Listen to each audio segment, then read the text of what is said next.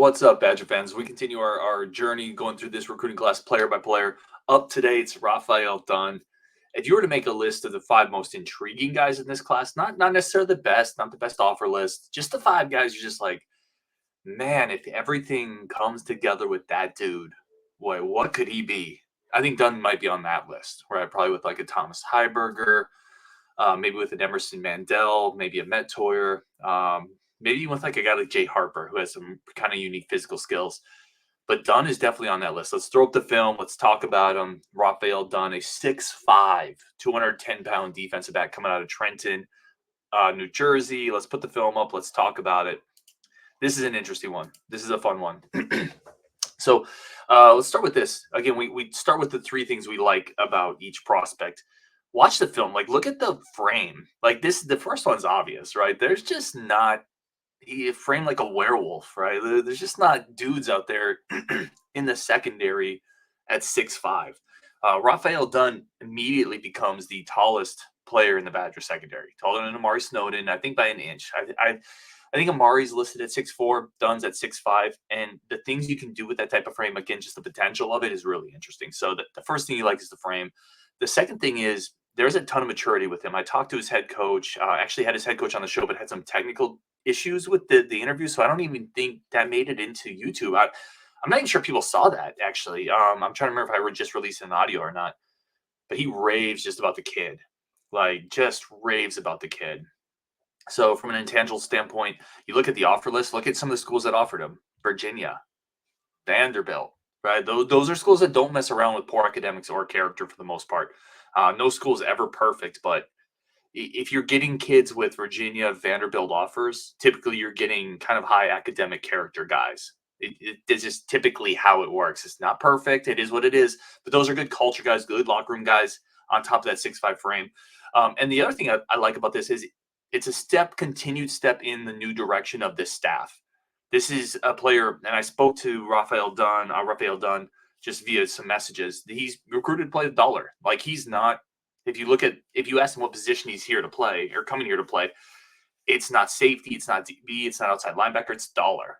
And from a frame standpoint, and you see here just the ability to track down a player down the sideline. That's the thing, when you watch him on film, the frame, it's so obvious how different he's built from other defensive backs. There's plays like deep outs, post routes where he just used that frame to engulf other receivers. Like, there's no window to throw the ball into with him. And that's what you want with that dollar position. Somebody who can just blanket a bigger tight end, who has versatility, who can come up and play the run, which he just did on that clip there.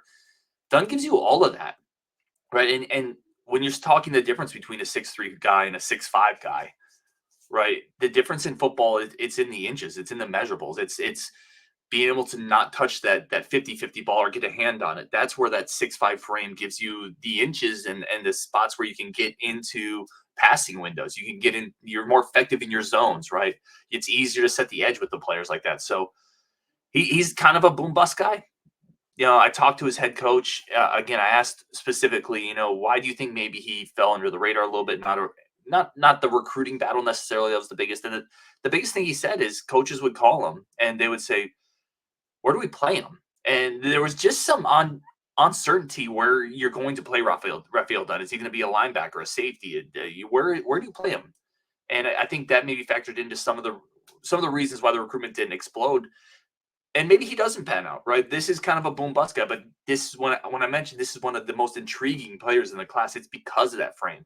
Because if it clicks, again, like, you think, like, he has some Isaiah Simmons versatility. You think of the old Clemson player. He's not that type of athlete, make no mistake, but he's got like just some of the versatility where he can go and do a lot of different things for this defense. Again, you see him with the ability on the film to high point the ball. He plays special teams. He has good hands. Really interesting prospect for the Badgers to be bringing in this class. All right, we're going to stop there. Again, with every one of these prospects, we bring in Brian Smith to talk about him a little bit more. So let's let Brian Smith talk about Raphael Dunn a little bit more as we continue marching through this really impressive recruiting class for the Badgers. Raphael Dunn, 6'4", 200-pound. I would say athlete is the best way to describe him. He's going to play safety / linebacker. He's going to be a defensive guy, that I know.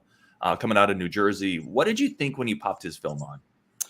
I had a hard time projecting which spot he's going to play, but based on what Fickell has done historically, he'll probably play multiple roles as he gets bigger. You start him at free safety, see if he can handle it, see if he can play some nickel, some outside linebacker, maybe as he gets more weight. If he gets into that 220 plus range, he could be an outside linebacker. But he's listed at 200 and he's got a year of high school left. So it may be hard to keep him from that. So my best guess is he's going to be a hybrid linebacker long-term. And that's not a bad thing because what popped off on film was his ability to jump routes. If you got linebackers in cover, man, it changes your entire defense. It's something that Cincinnati did under Fickell. Gosh, they were well coached in the front seven. They killed teams with deflections and getting in passing lanes and picking off passes. So this is the kind of kid they found and they developed for years at at Cincinnati. It's a prototypical Luke Fickell kind of recruit. Yeah, and you mentioned safety, corner, linebacker. It almost gets to the point where it's a little positionless, right? Like I'm a basketball guy too. I love basketball. Basketball has gone away from small forward, power forward. It's just kind of positionless. You can do a lot of different things. You can be versatile. It feels like that's in a way with the Amari Snowdens, we talked about Thomas Heiberger. We talked about obviously this player right here, Raphael Dunn. It feels like they're adding just versatile pieces that making the defense a little more positionless. That's so you can also move them around play to play. Think about what offenses do. They come out in 22 personnel and the tight ends might be attached or they might not. Mm-hmm. If they go in a full court press, to use your basketball terminology, and they go fast break or whatever, you better have guys on the field that can match up if they decide to go to a 4 wide look with both the tight ends playing in the slot and they're going to run screens. If you don't have DBs that are physical and athletic, you're going to get run over. That's where a guy like Dunn comes in.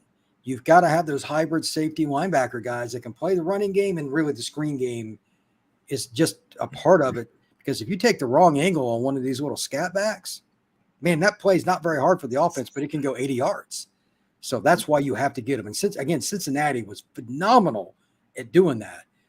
And he did it year in, year out. So I think it'll be interesting to see how many of these kind of guys over the years that Wisconsin takes under Fickell, because he's made a killing with them. Kind of doubt he's going to go away from it. Right. Yeah. Why would you go away with what's worked for you in the past? For sure. One of the things I find interesting too is you mentioned, listen, as a Wisconsin fan, we have seen Ohio State, Oregon throw those little smoke screens, those little quick passes and go 80 yards against us. We've seen that against our defense. So it's a painful memory. And I kind of feel like getting some of these bigger frame, longer framed athletes, it closes down some of those passing windows too. You're dropping him into a little hook zone and suddenly you have instead of a 6'2", kind of athletic, you have a 6'4", 6'5" guy with length and wingspan. It just gums all that up underneath. That's the idea.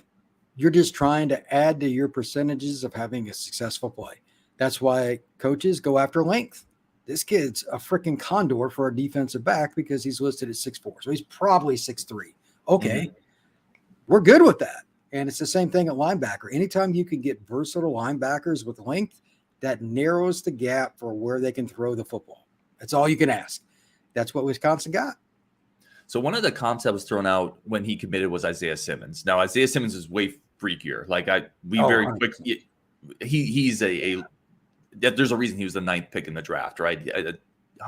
Raphael is not that type of athlete, but can he be used in a similar way to what Clemson had used Isaiah Simmons potentially? There's a reason that you could say yes, and it just comes down to whether or not Dunn is able to handle the playbook, because that's a lot to ask.